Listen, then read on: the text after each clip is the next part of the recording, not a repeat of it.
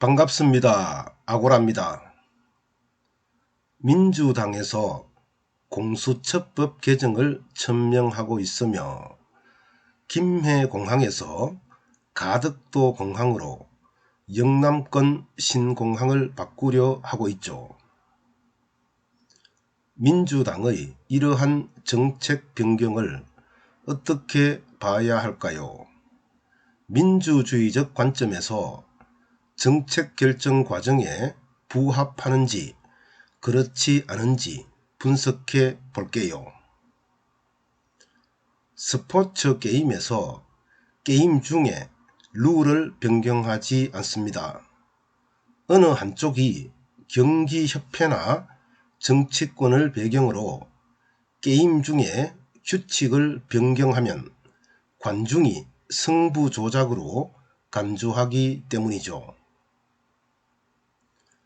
정치 과정도 마찬가지입니다. 정당이 정책을 집행하는 중 법규를 바꾸면 당권파의 독주가 되고, 정부가 정책을 집행하는 중 이를 변경하면 권력자의 독재가 되죠. 스포츠 경기 중 참가자 양측이 규칙 변경에 합의하더라도 관중은 어리둥절해 합니다. 기존의 규칙을 토대로 경기를 관람하기 때문이죠. 정책 집행 중 당사자가 정책 변경에 합의하더라도 국민은 혼란스러워 합니다. 불법이 없는 한 결정된 정책은 집행되어야 하기 때문이죠. 다만 정치에서는 당사자가 합의하고 국민이 동의하면 정책 결정에 대한 원점 검토가 용인되기는 하는데요. 민주당은 당원의 보편적 동의가 없는 상태에서 결정된 정책을 너무 자주 뒤집고 있습니다. 문제는 이러한 당내 행태가 국가의 중대사를 결정하는 과정에서도 똑같이 나타난다는 점이죠.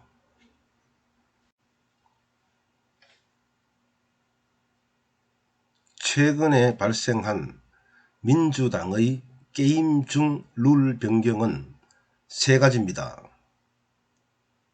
첫째, 민주당은 제21대 총선을 앞두고 미래통합당이 위성정당인 미래한국당을 창당하자 맹렬하게 비난했죠. 그런데 민주당 자신도 2020년 3월 전당원 투표를 통해 위성정당인 더불어시민당을 창당했습니다. 둘째, 2021년 4월에 실시될 서울과 부산시장 보궐선거에 민주당은 후보를 공천할 수 없습니다. 당헌 제96조 2항 때문이죠. 당헌을 한번 볼까요? 당 소속 선출직 공직자가 부정부패 사건 등 중대한 잘못으로 그 직위를 상실하여 재보궐선거를 실시하게 된 경우 해당 선거구에 후보자를 추천하지 아니한다. 그런데요, 2020년 11월 당헌을 개정하여 전당원 투표로 후보를 추천할 수 있도록 했습니다. 셋째, 이낙연 대표는 당헌 제25조 2항 대선 후보 선거 1년 전 당직 사퇴 규정으로 2022년 3월 대선에 출마하려면 2021년 3월 이전에 사퇴해야 합니다. 당헌 제25조 2항은 다음과 같습니다. 당대표 및 최고위원의 임기는 다음 정기 전국대의원 대회에서 당대표가 선출될 때까지로 한다. 다만 당대표 및 최고위원이 대통령 선거에 출마하고자 하는 때에는 대통령 선거일 전 1년까지 사퇴하여야 하고, 최고위원이 시도지사 선거에 출마하고자 하는 때에는 시도지사 선거일 전 6개월까지 사퇴하여야 한다. 이에 김태년 원내대표는 당직 사퇴 시한을 줄여 이낙연 대표가 2021년 4월 서울시장과 부산시장 보궐선거에 당대표로 선거 지원 활동을 할 수 있게 하려 하고 있습니다.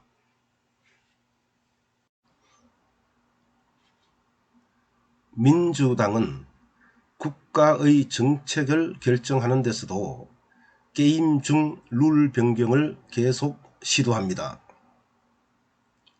먼저 공수처법 개정입니다. 공수처법의 공수처장은 공수처장 추천위원 7명 중 6명 이상의 동의를 받은 2인을 대통령에게 추천하고, 대통령이 이들 중 1인을 임명하도록 되어 있죠.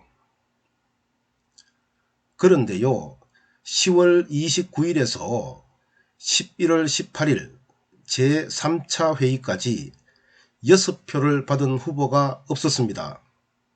이에 12월 19일 민주당은 추천위원회의 의결 정족수를 7명 중 6명에서 3분의 2로 바꾸는 개정안을 12월 2일 국회 본회의에서 통과시키겠다고 천명했죠.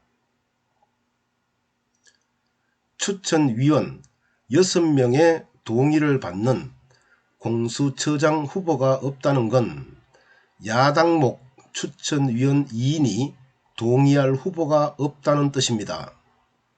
그렇다면 정부와 민주당목 추천위원들이 욕심을 버리고 야당목 추천위원들이 동의할 수 있는 무색, 무취의 중립적 후보로 선회하면 됩니다. 단 21일의 회의에서 공수처장 후보자가 결정되지 않는다고 해서 판을 뒤엎고 공수처법을 개정한다고요? 지금까지 보여온 민주당의 협치 행태가 공수처법 개정을 위한 명분 쌓기라는 비판을 면키 어렵습니다.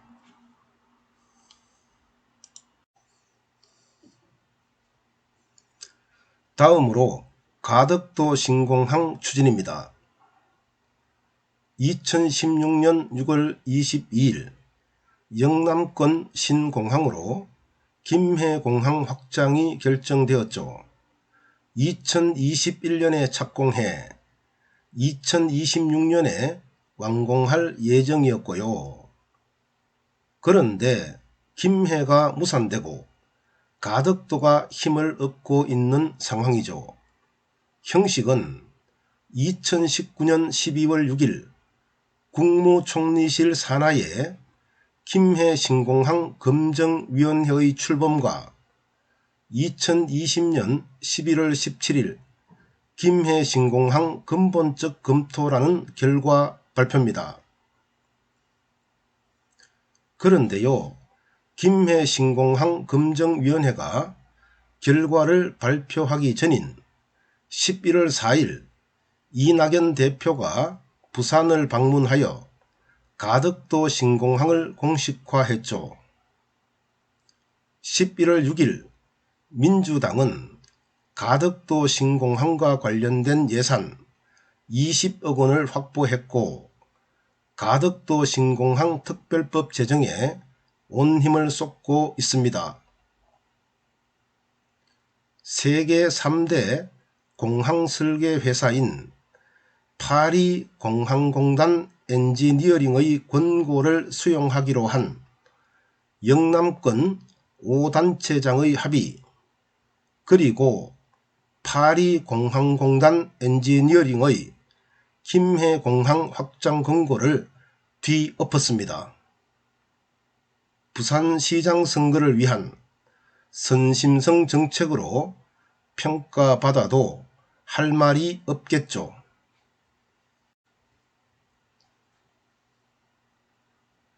불법이 있었다면 바로 잡아야죠.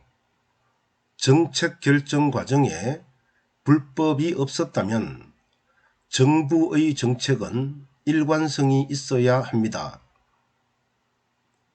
외교에서 전임 정부의 정책을 이어가지 않으면 타국이 우리나라와 협약이나 조약 체결을 주저하게 되죠. 유통기한이 5년 이하이기 때문입니다. 전임 정부의 정책을 파기하는 악순환이 계속되면 공무원은 일하는 척만 하겠죠. 5년 후 바뀔지 모른다는 의심 때문입니다. 물론 국민은 정부의 정책을 신뢰하지 않게 되고요. 이번에 민주당이 공수처법을 개정한 후 정권이 교체되면 차기 정권은 공수처를 폐지하겠죠. 아니면 공수처를 이용하여 전임 정부를 올가맬 것입니다. 가덕도 신공항에 대한 타당도 조사에만 1년 이상 걸리죠. 정권이 바뀌면 또다시 김해공항 확장으로 회귀할 것입니다. 게임 중 룰을 변경하지 말라. 이 속담에는 정책 결정에서 과정의 중요성을 일깨울 뿐만 아니라 정부의 신뢰성이 중요하다는 교훈도 담겨 있습니다. 감사합니다. 아고라입니다.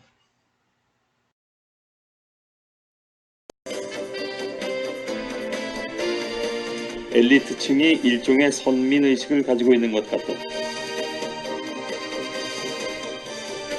청문회 때마다 늘 불거지는 고위공직자들의 병역 의혹 등이 이번 청문회에서도 똑같이 되풀이되고 있는데요. 경남대 이재영 교수의 말입니다. 이 교수는 청문회 때 여야가 병역 문제자를 철저히 배제하는 식의 전례를 만들어야 한다면서 이렇게 말했습니다.